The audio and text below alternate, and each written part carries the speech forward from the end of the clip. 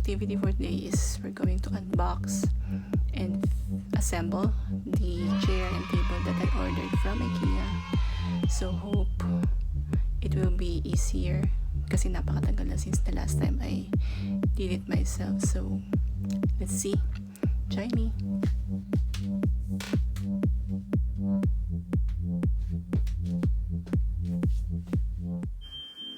Ayan, so ito yung mga in-order namin from IKEA. That's my chair and that's my table. Plus, nag-order din kami ng lamp. So, ready na ang tools ko. Let's see. So, let's start now.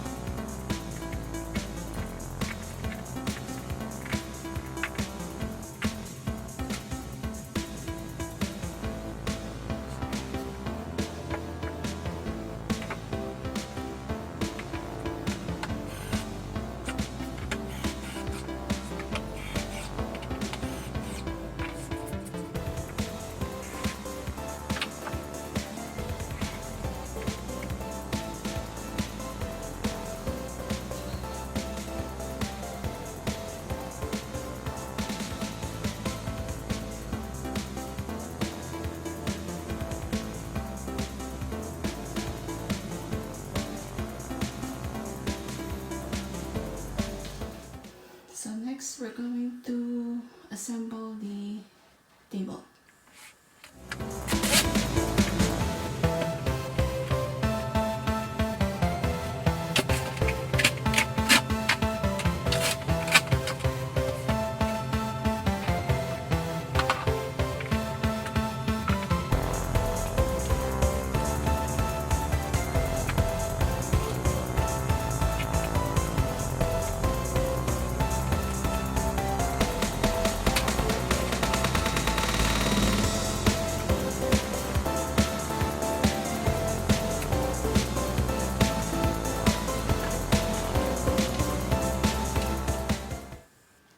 First, you have to separate the screws and count it according to the manual. And I think that's complete. Napag-iwa-hiwalay ko na din yung mga parts. So, I think it's ready na.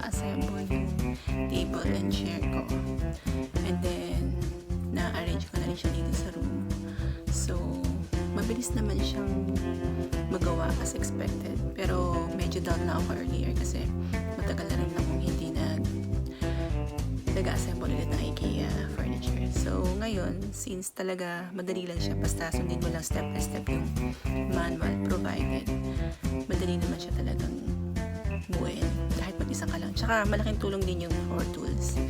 So hindi ka na yung mahirapang mag-screw, mag-video, ganun. So I think that's it. Thank you for joining me again for this vlog, and then see you again for the next video. Thank you. Bye.